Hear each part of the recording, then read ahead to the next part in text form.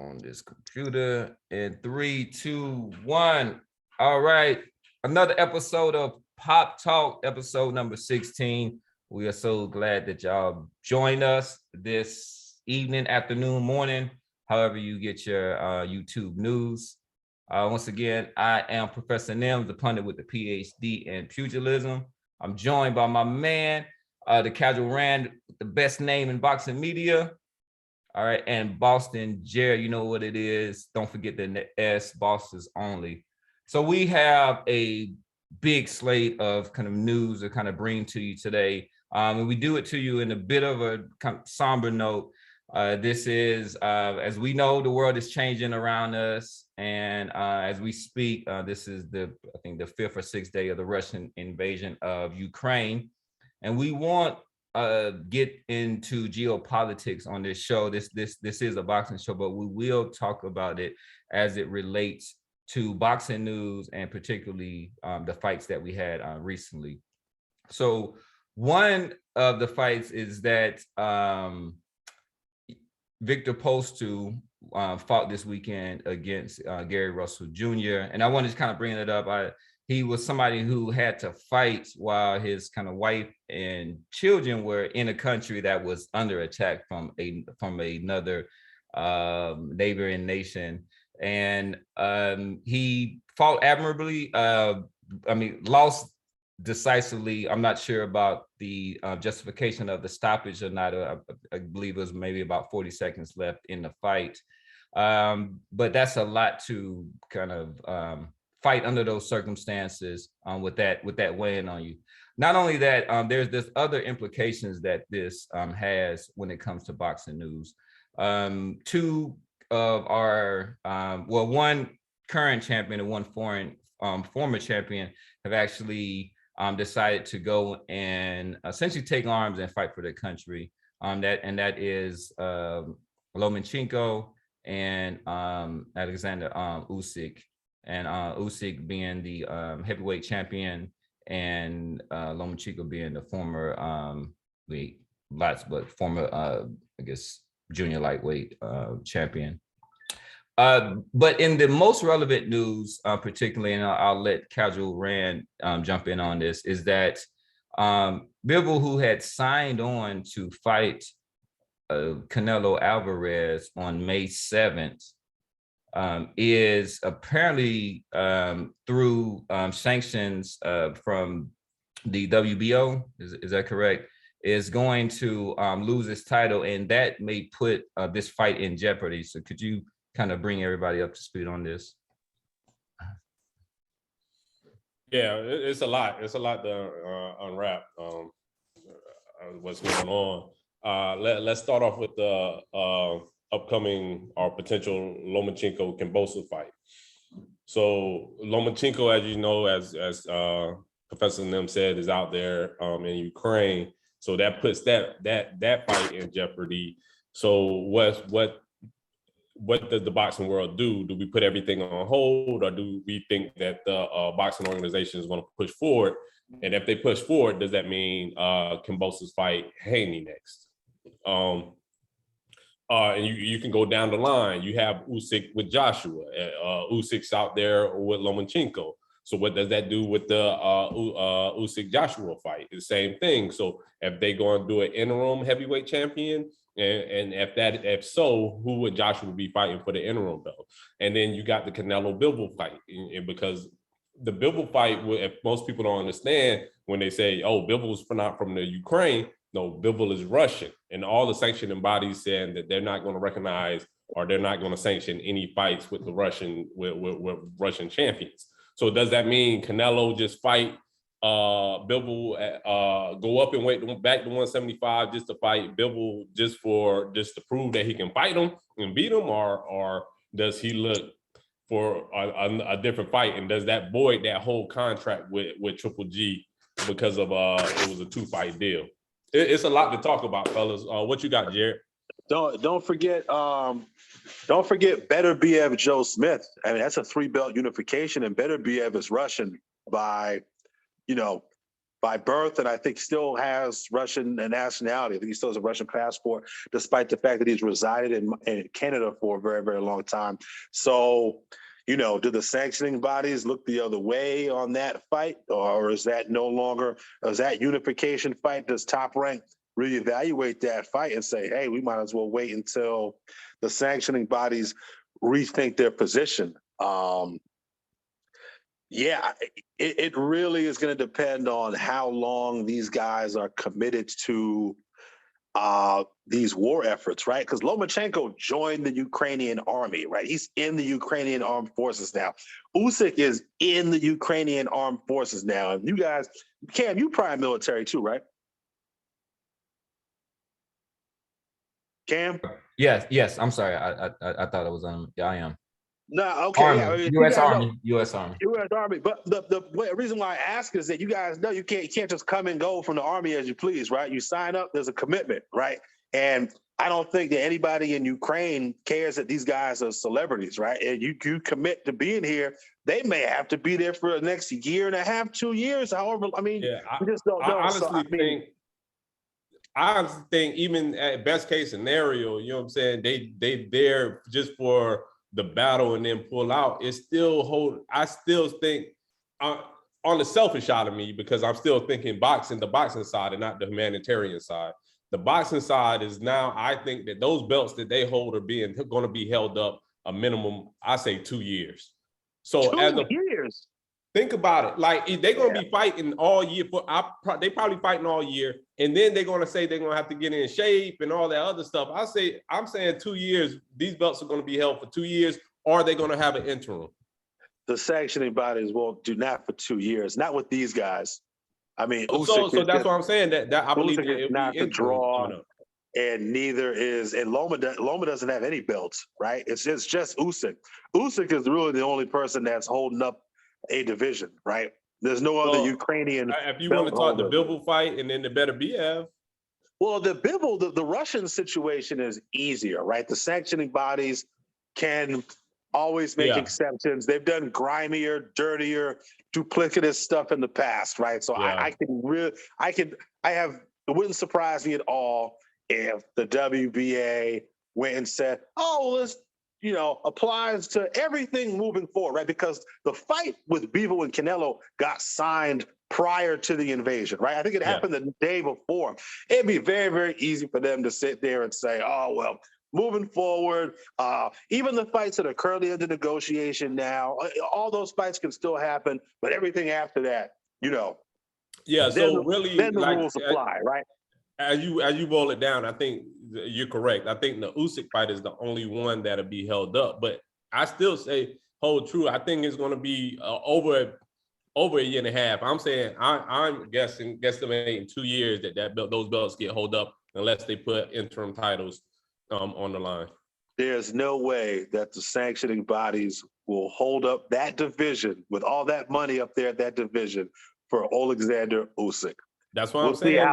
Let's see how long that nobility lasts to there. Let's see how long. Yeah, so I think his point is like he'll get stripped before that. They'll kind of, or they'll elevate him. They'll create some imaginary superhero status and let him come right back and fight for his belts again or some shit like that. Yeah, but there's no way you're gonna hold up. They're not gonna hold up Joshua Fury, or if Wilder decides to come back and fight, they're not gonna hold that shit up because Usyk wanted to go join the Ukrainian army, and they're not going to strip them. They're not going to strip them because you know what I'm saying. It's still they still going to save face. You're not going to strip a war hero. Oh yeah, they'll catch all kinds of shit for that. But yeah, so they're going to. I say that they're going to put an interim or like franchise them and then have them champion in recess. Champion in recess. That's what I'm saying. Like, why y'all say I haven't. Interim, like when have we had interim champions? We're about to have one right now. I mean, I'm just saying, like, that's not a boxing thing. That's more of a I don't remember anybody kind of having an interim title. I mean, they've had bogus titles. Tank was an interim champ. Benavidez is about to fight David Lemieux to be the interim champ. Demetrius Andrade is about to fight Zach Parker to be the interim champ. It happens, just nobody cares, and rightfully so. You shouldn't, as you shouldn't. But no, it happens. It happens all the time. I mean, this happens too. Yeah. With that said, so we want to kind of keep the attention on how this implicates Ukrainian boxers and Russian boxers also by association. So Victor Postol, he fought this weekend, and we can use this as an opportunity to kind of talk about the performance that Gary Russell had in this fight. So he kept his knockout streak alive. He dominated for major parts of this fight. The looking at the stoppage, Victor Postol was in a very defensive position. He hadn't really thrown any punches back at that time for maybe at least 30 seconds. So and was covering up at that time. So those are usually when you see referees step in is it's not similar to the Amir Khan, because Amir Khan was taking just a pounding and a beating in there. But what are your thoughts on his performance in this fight, and what do you see Gary Russell going further? We'll go to you, Boston Jared. The performance, I mentioned this in the week leading up to this. I think we had texted back and forth. Huge step up in name for Gary Russell. I was a little bit disappointed with the performance that Postol put on. I think given the circumstances, though, I'm not going to sit there and take a shit on the guy. He had a lot, obviously, on his mind. Physically, Postol did not look to be the same fighter. Irrespective of that, Victor Postol is still a huge step up from whoever it was that Gary Antoine Russell fought last. I thought Russell fought well. He's a lot more aggressive, it seems like, than his younger than the 130 or 126 Gary Russell. Right, he's 126. He's a lot more aggressive. Yeah. He gets hit a lot more.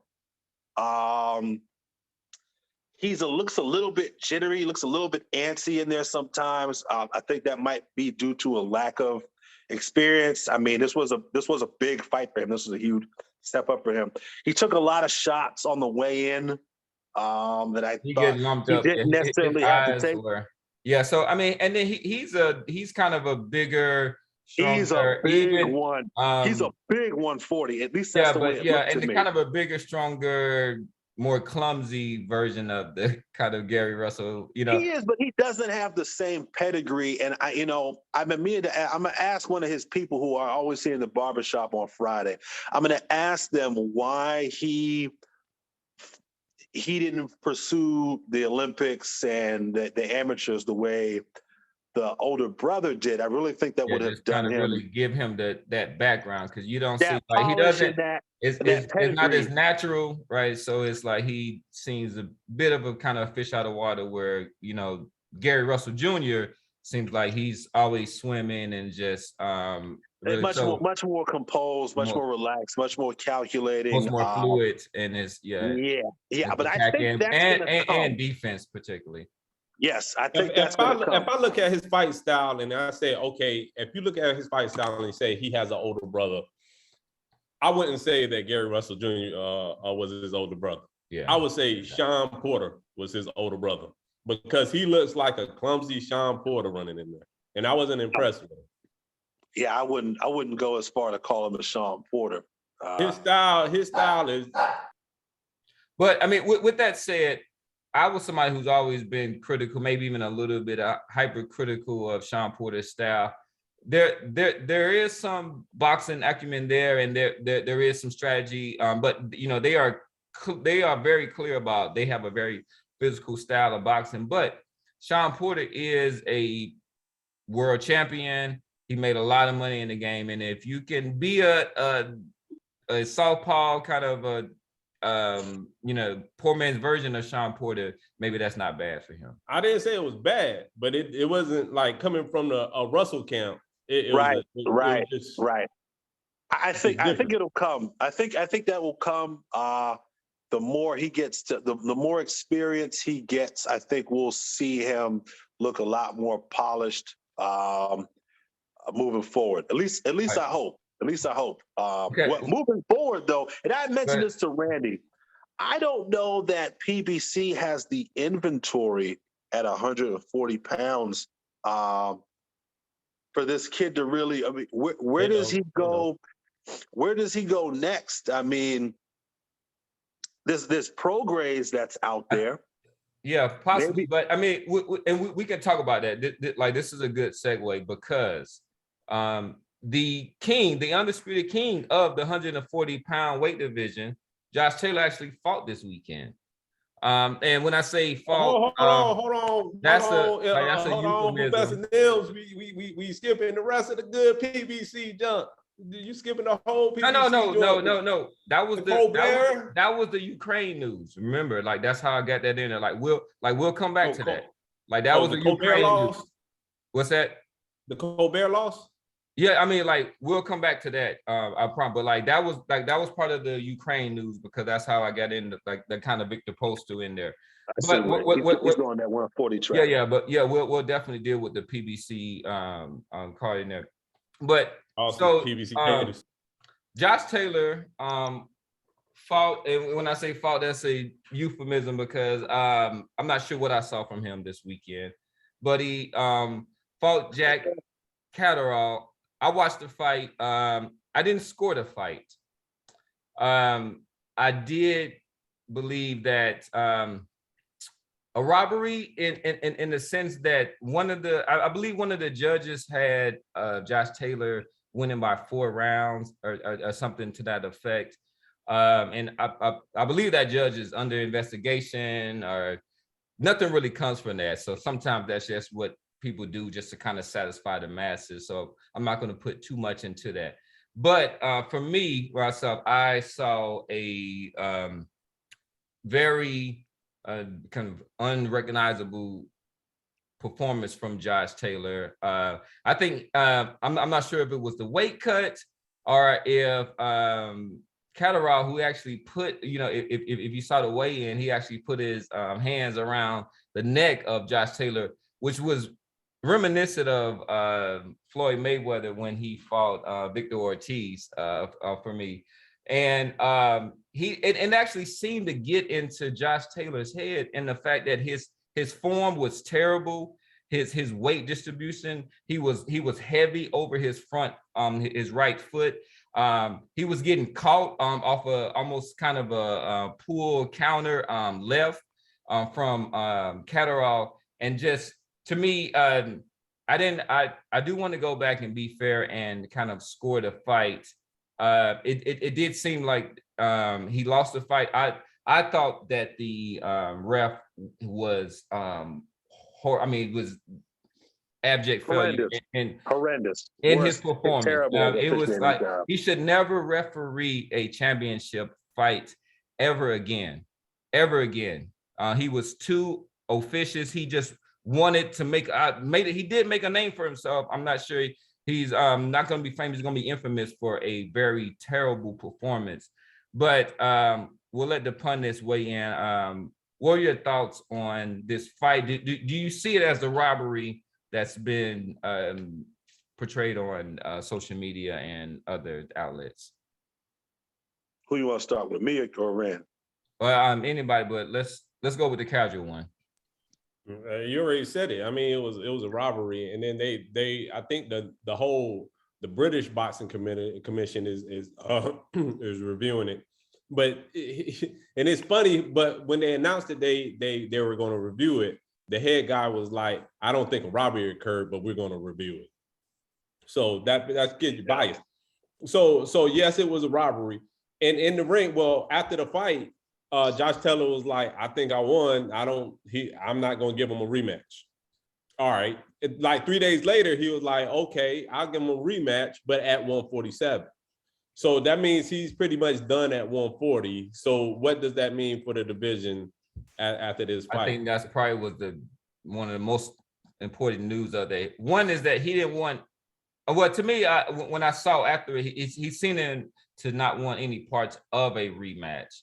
But this is kind of news to me that he agreed to do it at 147. But there's no way that he's fighting at 140 again. So all of the belts are going to be up in the air at this time. So I think I read somewhere that they're now Bob Arum puts his head back into it, and actually he's thinking he can force a fight now with Terrence Crawford at 147. So that puts Terrence Crawford back into the top rank house. I don't know how that happens with the timing and all, but it can be done. That's the way Crawford got his belt at 147.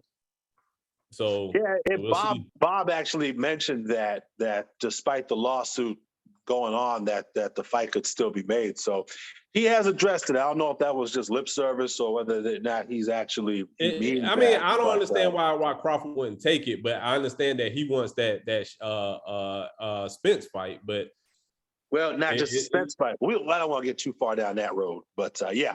I mean, yeah, maybe. I don't see why. If you're Josh Taylor's people, I cannot see them putting him into a Crawford fight in your first fight up at 147. I just, after that performance, I need to see you look a lot better before I send you out there to die against Terrence Crawford. He looked bad. He looked really, really bad. And you know what the worst thing about it was, and I think I mentioned that in our text, that this whole weight bullying thing and the people trying to win fights on the scales. If you go back and you look at some of these Josh Taylor's fights, look at the Prograis fight in particular. You look at this fight, and when he is overmatched skill-wise, he really, really, really tries his best to win it physically, and he does it kind of mindlessly. Go back and watch that Prograis fight, and it's him mauling and trying to impose himself on, which is, look, you can do it, but I think this fight really exposed Josh Taylor, because this guy, Catterall, was a big guy. He was a big guy for that weight division, the same way that Josh Taylor is a big guy for the division.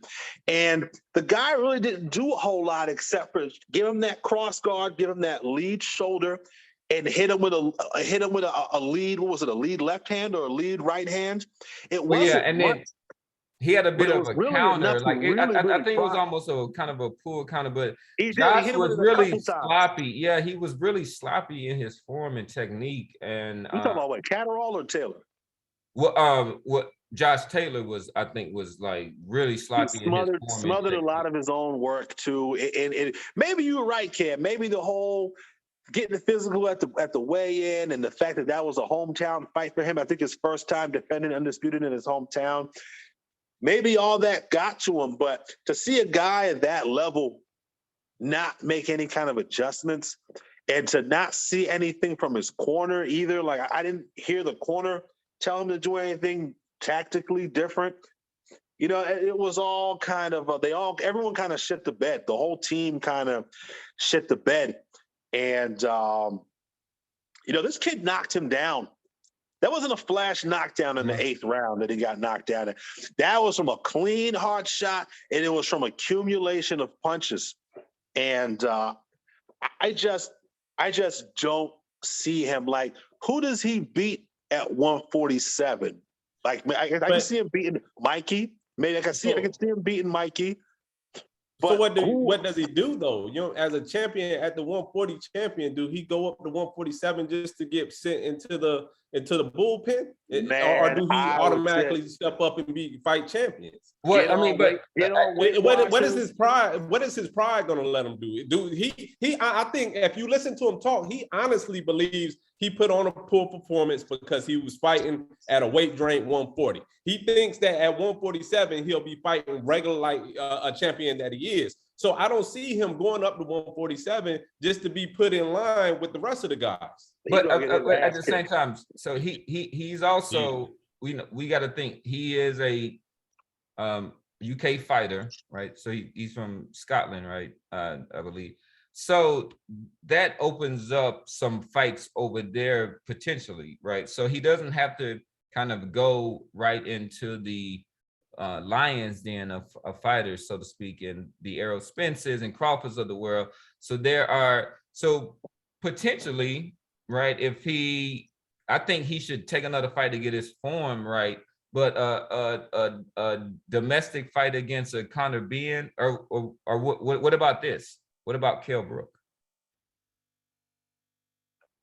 Yeah, I don't know. Can Kell Brook make 147? Yeah, I don't know. He can't make. I think they're going to offer him so much money that he think he can make 147.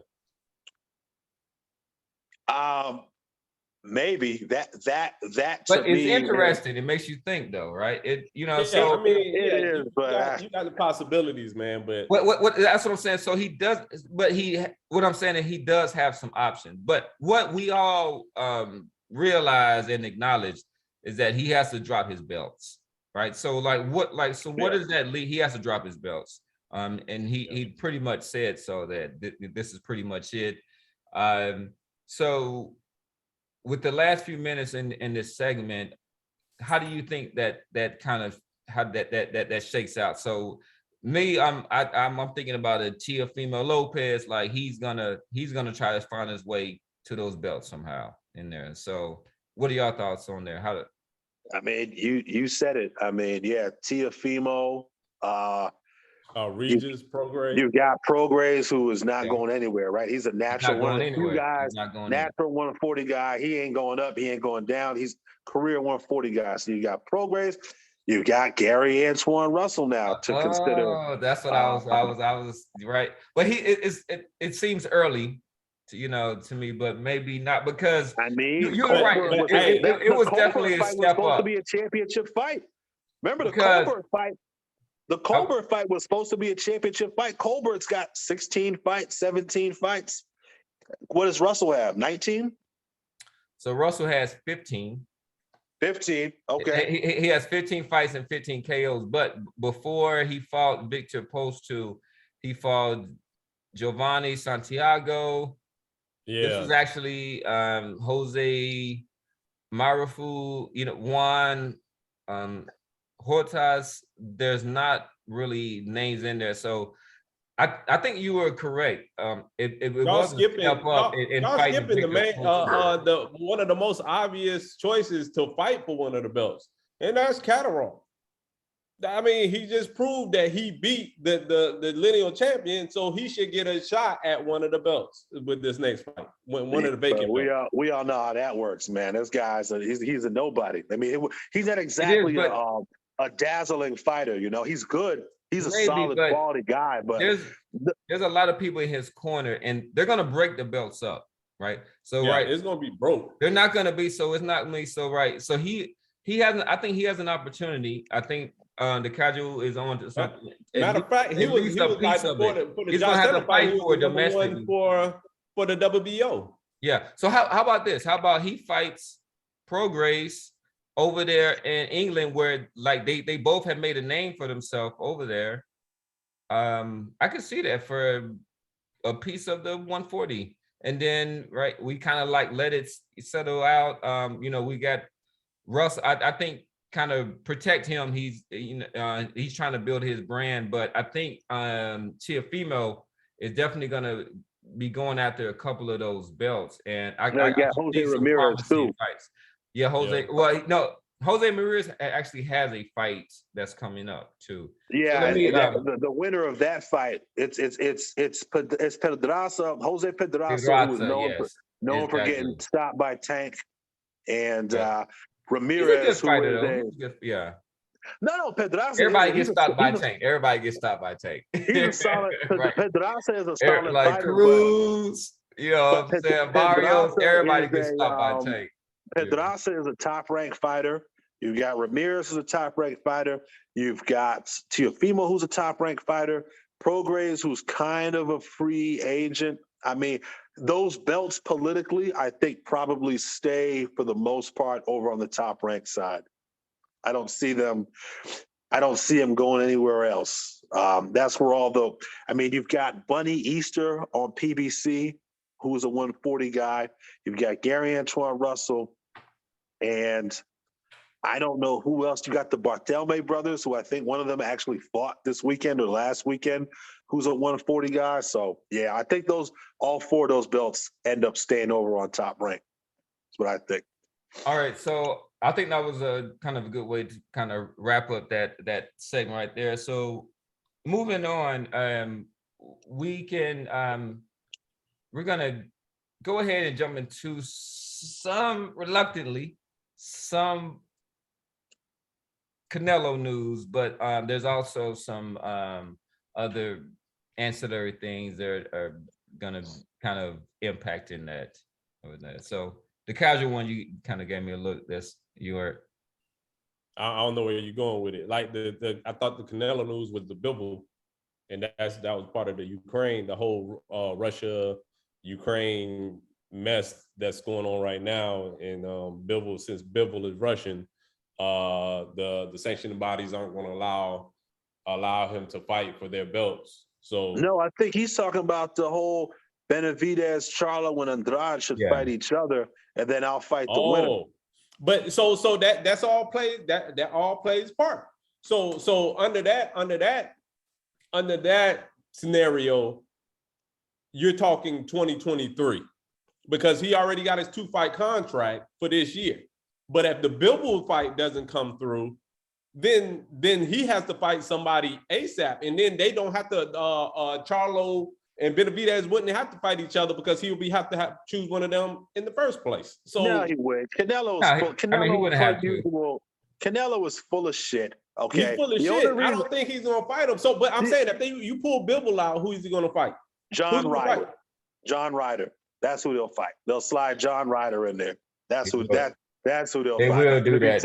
It'll be John Ryder, and then it'll be the Murata Golovkin winner. He ain't gonna fight none of them dudes. The only reason he said that shit is because that's a talking point that his fans have started to say over and over and over again. Yep. 1, 2, he knows that Charlo don't want to fight Benavidez, and PBC won't make him, and he knows that neither one of them dudes were gonna fight Andrade. If he really thought there was a possibility of those fights happening, he'd never say that shit. The guy who wins out of those three is just the most dangerous guy he's ever fought. And everything about this guy tells you, if you don't believe it now, I don't know what to tell you. He's all about the path of least resistance. And the reason he took less money to go fight on the zone is because in his people's mind and in his mind, that's the easier path. It's the least risky. He ain't gonna fight. There's nothing that you said. I think in this latest move, but I think it's hard to have that as your MO when you have probably easily the best resume of any champion out there. So how you both of those things can't necessarily be true. I disagree with that. 4 years ago he was fighting. Hold on, Randy. Well, yeah, but let me go ahead. He has a lot of names, but out of all the guys who have been the most dangerous, it's been Charlo, it has been Andrade, and he's been in the same division as those guys. That's in theory. That's like if he goes and like smashes those dudes, like that's in theory, right? I mean, he could have smashed those dudes years ago. But he, for whatever reason, he continually finds ways to not fight those two guys. That still makes him a very, very good fighter. If there are only 2 fighters in the whole world who can beat you, you're still an excellent, excellent fighter. But he continues to find ways to avoid those guys. And now that he's taken so long to avoid those guys, you give it a chance for other guys to emerge. Now Benavidez has emerged. You got this kid, David Morrell, who has emerged, who might be the most dangerous one. I don't know, but I mean, I don't know. I think he's kind of a pretty veneer that when you actually kind of get close to it, I think he'll kind of get smashed when it gets to the elites. But with that, we'll see.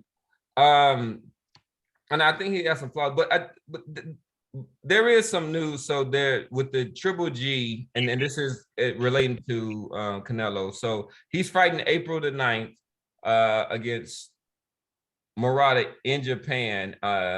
There was some, so apparently DAZN is continuing their history of just doing terrible boxing business, and they apparently lost the rights to this fight in there, and it's going to Amazon Prime, which I hope I still have that on there. So I did a kind of a subscription purge not too long ago, but I'm pretty sure I kept that one.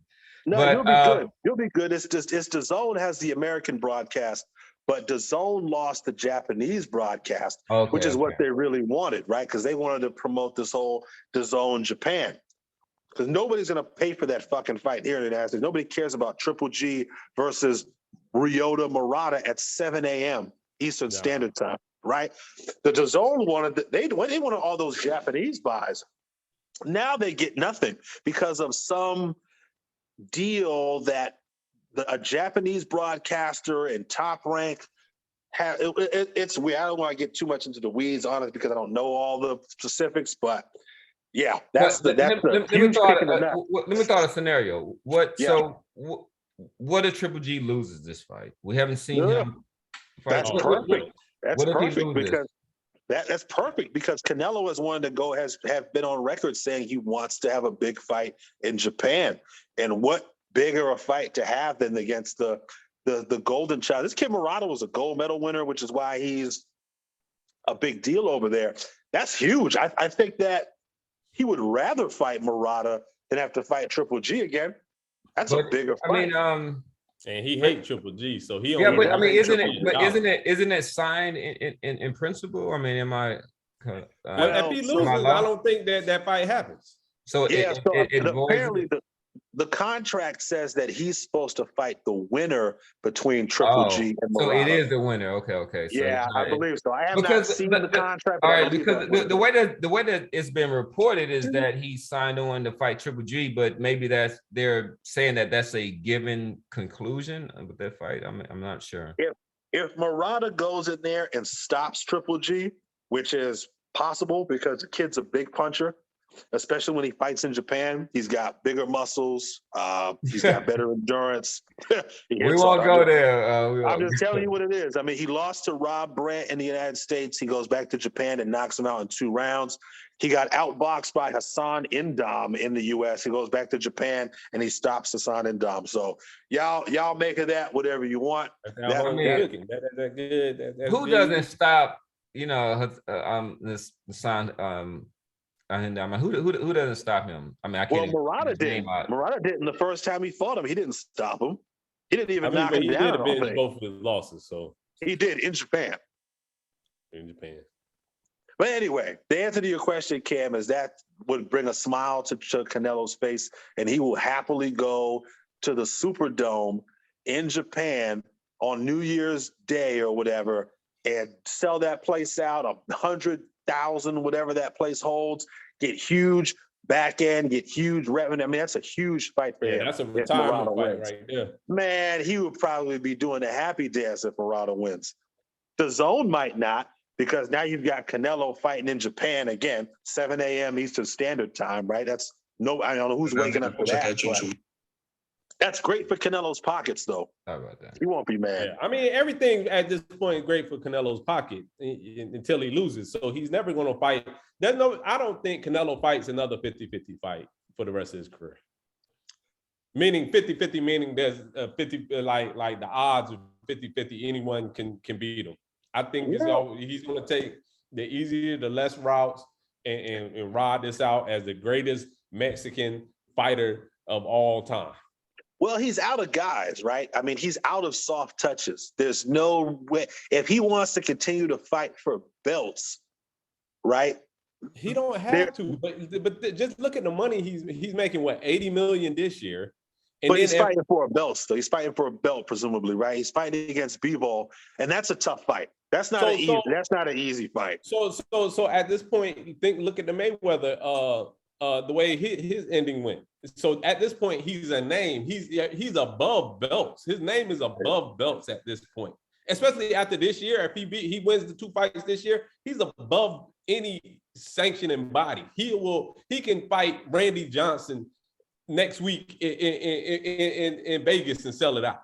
Well, I don't know if that's necessarily true because remember, he wanted to fight in Baku, and the networks wouldn't pick it up. So he can he can elect to, he can try that shit if he wants, but to make the money he wants, he's going to have to fight dangerous guys. What I think he's going to do, and what I've been saying for years now, and this is part of the green print too, is when the risk outweighs the reward and there's nowhere left to go, you retire for a year and a half, and you let the wolves take each other out, and then you decide to come back. Ray Leonard did it, Floyd did it, and I'm telling you right now, this kid is there. If they haven't discussed it already, they're discussing it now, because those fights at 175 are all very dangerous fights. Even an older, better BF, or a guy like Josh Smith, a very, very heavy-handed Josh Smith, those are dangerous fights. And there's not a lot of recognition involved. I mean, we, the hardcores, are going to lose our minds if he goes in there and he stops better BF, or he stops Bivol. You know, those are big fights for us, but not for the casuals. And if he goes in there and loses to Bivol, the casuals will all have a laugh and they'll say he's overrated, which is unfair. But I think that's the narrative that you will see. I think we get a Charlo fight at some point. I do think we get a Charlo fight. And really, that's surprising. I mean, I would love to see that. I'm not optimistic. I'm hoping. I see Charlo catching an L within the next 2 years, and then that's going to take him out of contention. Well, remember, Danny Jacobs kind of L too against Triple G, and he still got the fight. So, and that's the thing that people don't always consider. And I wish these guys would. You know, you can use that risk reward calculus that they use and use it to your advantage, right? Charlo goes out there and loses to Benavidez, let's say. Canelo waits out Benavidez a little bit. Benavidez is going to have to move up. So you may not have to fight Benavidez. You come back down to 168 and you fight Jamal Charlo, which is a huge fight in Texas. He comes off of a loss against a good opponent in Benavidez. Even if he loses to Andrade.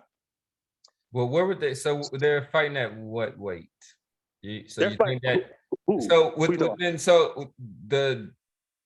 Charlo.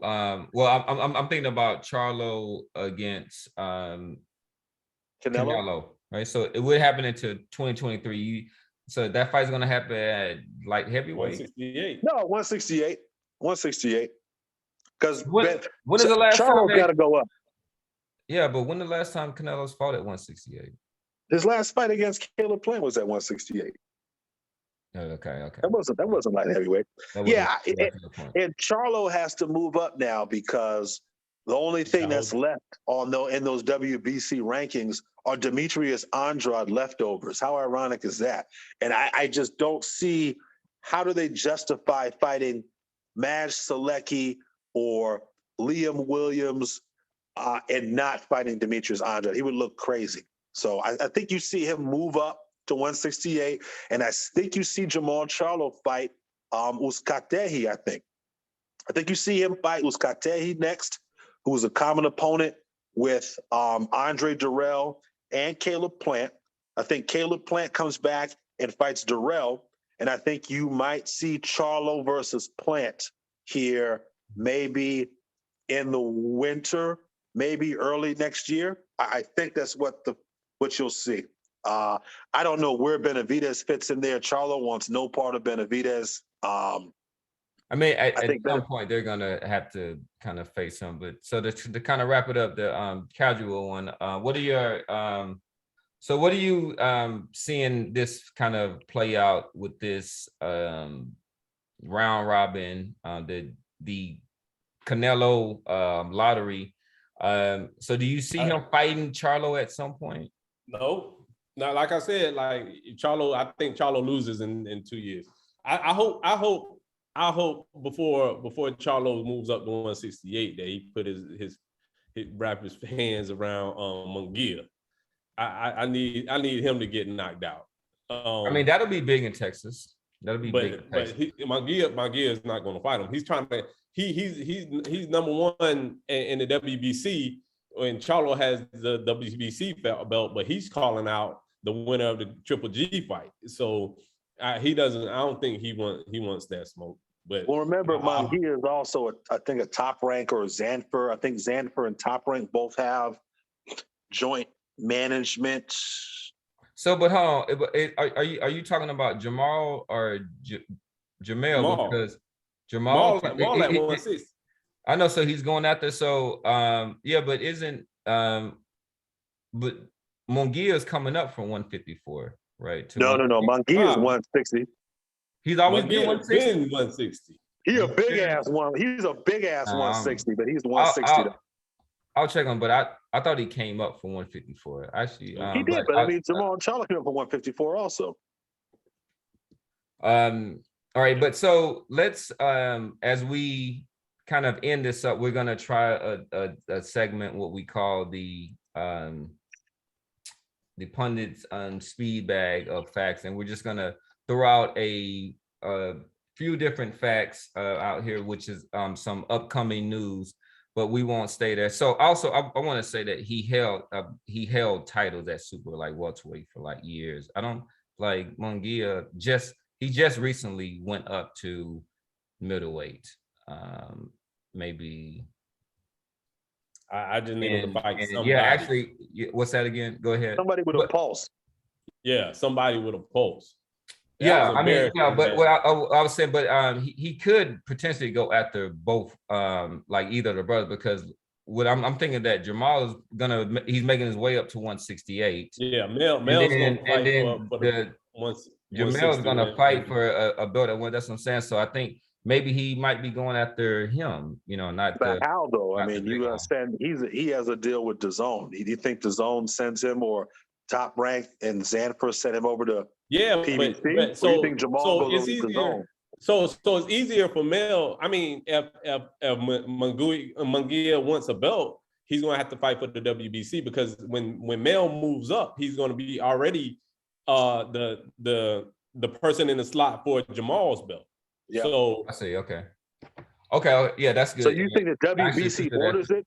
That's the only way it happens. If the WBC orders it. I mean, maybe they want it. Maybe they just maybe they both want it at some point. Maybe they both. And Bison said they got him as the number one. Maybe they both want that smoke. Maybe they see that as a good fight. There's definitely some flaws within the Charlos. They can, so people see that. So maybe he wants to smoke. He was Andrade on WBC. He was Andrade's mandatory for 3 Andrade years. is a whole different. Andrade is a long, lean, slick southpaw compared to Charlo, who has a basic kind of one-two style. That's You're right. So, Andrade is more dangerous. I know, I don't give credence to it, but I know why people avoid Andrade. That's just, it's not even if you win, it's not even gonna look good. It's not. It's gonna be a very scrappy, fight, pick and choosing fight. So. But all right, so with this said, we're gonna get into the speed bag of facts. So I'm gonna give it a little bit of news, and then we'll kind of go around the horn as far as, and the pundits can drop their own speed bag of facts. So we had the first conference. I guess you can call that the press conference for the Dillian White versus, Tyson Fury versus Dillian White heavyweight championship fight, which is scheduled for April the 22nd, I believe, in Wembley Stadium. In this fight, we have what is considered the consensus lineal heavyweight champion fighting Dillian White. So apparently, this is the biggest purse for British heavyweights on British soil in the history. And so White, I don't know if y'all know, so he decided not to show up for this press conference. He is in, I think it was Portugal, or he was in there, but he is doing this basically as a protest because he felt that he didn't receive his fair share of the purse. And I'm not trying to hold water for the I guess Warner, who is the promoter behind the fight, but White is getting 8 times more than Tyson got when he apparently fought, when he fought Klitschko's, and apparently this is 32 times more than his biggest payday in there. So what are your thoughts on that? Real quick, we won't stay too long on there. Do you think that White is kind of justified in his protests in there, or do you think he might have overplayed his hand and is really that kind of kid who wants to kind of take his toy and go home and not participate? We'll start with you, boss. Overplayed his hand. Overplayed his hand, man. This is this kid's first actual title shot. After all that bitching and moaning, after all that complaining about you waiting in line for this and that, take his shot. And I'm sure he didn't get everything he asked for. He probably didn't get as much as he wanted, but it's a shot of a lifetime, man. And if you want to keep boxing after this, you gotta keep in mind that like any small business, and boxing is a relatively small business, right? It's a few shot callers, a few movers and shakers. You don't want to piss people off. You don't want to burn bridges that you might need to cross later in your career, man. So, no, I think this is a mistake. I think that he should be out there. I think that he's an entertaining talker too. I mean, if you watch the build up to the Derek Chisora fight, I mean, he can run his mouth, man. He's good at it too, man. So yeah, overplayed his hand. Absolutely. Yeah, so, man. And I'm not going to reiterate because we talked about it ad nauseum last week, and yeah, like we said, this is his biggest payday. I mean, if you're a man about it, he is a prize fighter. And 7 or 11 million is his prize. And if he doesn't agree with it, then knock Fury the fuck out. And then on the rematch, flip the numbers. On the backside, flip the numbers. If you that mad, then go take it out on the dude that signed the threat. And then knock his ass out, and then you in control. Don't just sit back as a baby. Only reason he's doing it right now is just in his mind, he's like, I'm proving the point. Y'all put me in this contract saying you're gonna pay me $7 or $11 million regardless. So I ain't got to do the extra shit that y'all are asking me for. But then that burns, like Jared said, that burns bridges. Like even if he fights and put on a great show and loses, he's still in line to fight another good championship heavyweight fight. But if I'm a promoter and I see that he didn't do shit and then he got paid $7 or $11 million and didn't do shit and then lost, I'm not going to pay him shit for my fight. Yeah, I agree. And just to kind of close it up, I do think that he is wasting a great opportunity to endear himself to the kind of broader boxing public. And as Boston Jared talked about, he is a pretty slick talker. He's got the kind of British Jamaican accent, and he's witty.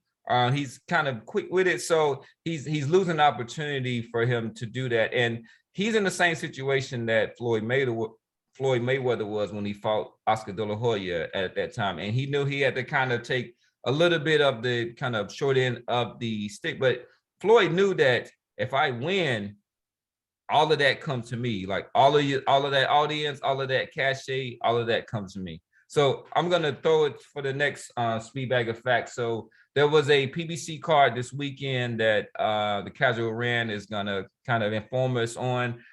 We know that we talked a little bit about the Gary Russell Jr. versus Victor Postu. That was actually the co-main event for the Cobra's fight against Garcia. So kind of give us a bit of an overview about that card this weekend, which I admittedly I was not able to catch. So I'm admitting that 2/3 of the pundits are PBC haters. This is like the third great card this year put on by PBC. I understand the hatred of the Keith Thurman fight because it wasn't a pay-per-view $80 fight. I get that. But the other two that was on Showtime were actually great fights. And then the Cobra loss, it was a big deal because he was in line to fight for a belt. But then because of COVID, his opponent had to back out. And then the guy came out with 3 weeks training and beat the shit out of Colbert for 12 rounds. I don't think Colbert won one round. He got this shit, and then the boxing community killed him on Twitter. Man, Shakur Stevenson, Spence was like, "Yo, this is supposed to be the dog. This dude has no dog in him." They were just killing him on Twitter. And then we didn't even talk about the potential fight of the year with and Tejas Martinez. I mean, from bell to bell, from the first round to the 12th round, and man, it was just an awesome fight, man. So yeah, stop hating on the PBC. They coming through. Yeah, boxing is filled with some. I think boxing has the shittiest fans out of any fan base in professional sports. And I heard all of that shit prior to watching the fight last night. I heard all these YouTube characters and these different social media characters taking the shit on Colbert and making fun of this kid. Let me tell you something. If that was Leo Santa Cruz and his opponent got sick and pulled out with COVID with 2 weeks' notice, I guarantee you Al Heyman would not have thrown him in there with a guy who outweighs him 20 pounds on fight night with 300 plus amateur fights, who is an Olympian. There's no way Al does that to a fucking Leo Santa Cruz. Okay, that guy fight night, that guy fighted like he was 147, 150 pounds. Okay, and Colbert is a little 130. I mean, I don't see him moving up. And I'll be willing to bet that Colbert can make 126. He was overmatched at 16 fights. He was probably in there with a guy with way more experience, who looked to be a little bit more polished, who was much bigger than him. I mean, Colbert hit this guy with clean, hard shots all night. And this guy just walked through him. This guy walked through him. You know what I'm saying? So, but at the same time, I understand Colbert, that always happens with Colbert. I mean, but I understand what you're saying, but he was supposed to be fighting for a belt. So if he wasn't ready for him, he wasn't ready to fight for that belt then. That's not true, because the guy who had that belt, I guarantee you, was not as good as the guy he fought last night. I guarantee you, without even having watched who that guy was, that guy who he fought last night, not only was he way bigger than Colbert, he was much more experienced. And I don't think you would have seen that if Leo Santa Cruz or some of these other guys, Omar Figueroa, if any of those guys with the right complexion. You know what I'm saying? If he wasn't ready for that, you know what I'm saying? Like, I guess his mouth was writing checks his ass couldn't cash, because the word was he was talking about he wanted to retire Gary Russell.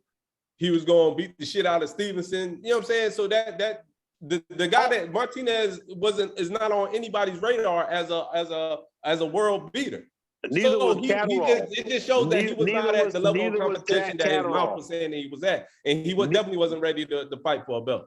Randy, neither was Jack Catterall. Jack Catterall wasn't on anyone's resume. He went out there and he beat the undisputed champ at 140. Just because you're not on guys' radar doesn't mean you're not a quality fighter. And this is a sport that has weight classes for a reason. I mean, there's literally weight classes are there so that guys don't use their physicality. But you're also talking about a guy who had 6 KOs, right? And he's not he's not a knockout puncher. I will give him credit for his latest fights. He's had some, but I mean, Chris Colbert, like I've never been a big fan of his, and I thought that he really kind of ran his mouth as a way to kind of get some of the shine on him, but I never considered him up there with a Shakur or like Gary Russell. And to me, he seemed somebody that was waiting to be kind of exposed, and a guy got an opportunity and was able to do that.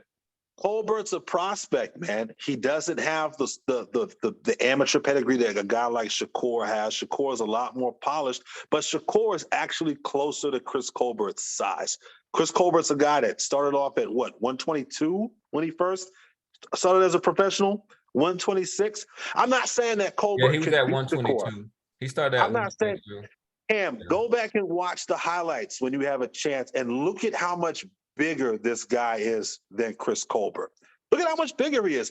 Colbert is tagging this guy. He tagged him early, and up until the 10th round, he was hitting him with clean, hard shots, and the guy like, just when does Colbert walked hurt through him. anybody? And like Colbert kind of, even when he throws, like his, like, I'm not gonna get to his like kind of technique, but he's not somebody who is getting a lot of leverage on his punches, right? He's hurt kind guys of a before. flash, yeah. When he's fought guys his size, when he fought Jezero Corrales, when he fought King Tug, he didn't knock those guys around the ring, but he has enough pop to get your respect. And you know, from being in the ring, there's a big deal if you can get somebody's respect. Absolutely, When you You don't can't want hurt somebody the to walk guy, you down, yeah. right, when you can't hurt the motherfucker, he's just gonna walk you down all night. And that's what the fuck happened. That's what happened. He was in there with a guy bigger, stronger, more experienced. I guarantee you that guy has probably got twice as many rounds boxed as a guy like Chris Colbert, who's a prospect. He's got 16 fights, has never ever fought for a world title. The guy was undefeated. He was, at the time, he was 14-0 with 10 with 10 no KO contests. The second Olympian in a row that Colbert has fought. Who the fuck has Shakur Stevenson been fighting? He's been fighting taxi drivers. He's been fighting world champions too, right? Who has?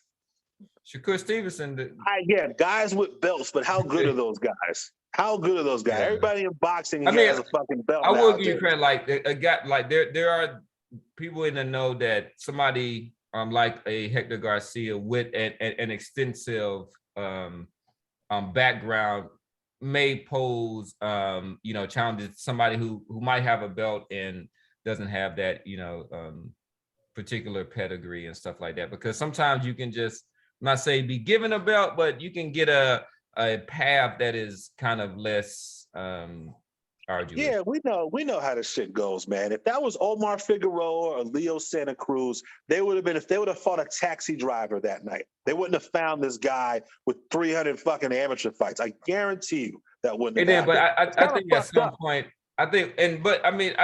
he is a hard worker, and I give it to him to find ways to pull himself. But I think we all know in our heart that Chris Colbert was going to be exposed at some point. Wait a minute, Cam. So that's not true. That's not true, Jared. Who was Tank replacement that ended up being a great fight? His last fight was who? Isaac Cruz. Yeah, Isaac Cruz. So how many amateur fights you got? PBC is not going to just give a watered down challenger just because somebody stepped out. Isaac turned out to be a pretty good fight, on accident. So you saying now it's two back-to-back accidents. In typical PBC fashion, they're great at creating good fights on accident. All right. They did not think that Isaac Cruz was going to take 12 rounds, man. I'm just calling it how I see it, man. And with that said, we hate to end the show, but we are up on our time. So I think another great segment, guys. I think we were able to kind of cover a plethora of things, and we hopefully are able to kind of reach out to y'all. Make sure that you subscribe and hit that like button. We're going to be making some changes that we won't talk too much about, but we still want you to come into here. But we are going to change this channel at some point. So we can just get it off my personal account. No offense, but y'all don't want to see my personal things. But the Pundits, anything y'all want to leave the audience with before we head out? We got Pedraza Ramirez this weekend, which should be a pretty fan-friendly fight. So I don't think we mentioned that briefly, but that's a fight on free TV. On free TV, let me repeat that, not pay-per-view, on free television. And one of these guys will probably position themselves for a shot at a vacant title for one of these belts that Taylor is going to vacate here. So the winner of this fight this weekend probably ends up with a shot at one of Taylor's belts. So it has. Yeah, so and then we'll definitely report on that.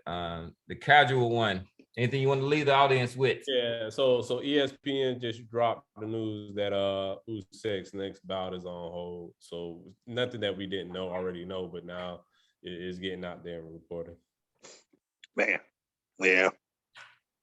All right, then, man. So we all that. So we all love the fight sport and pugilism, but we all know that in the end, right? You know, love and peace always wins. So we want to sign off with that. This is Pop Talk. We'll see y'all next week.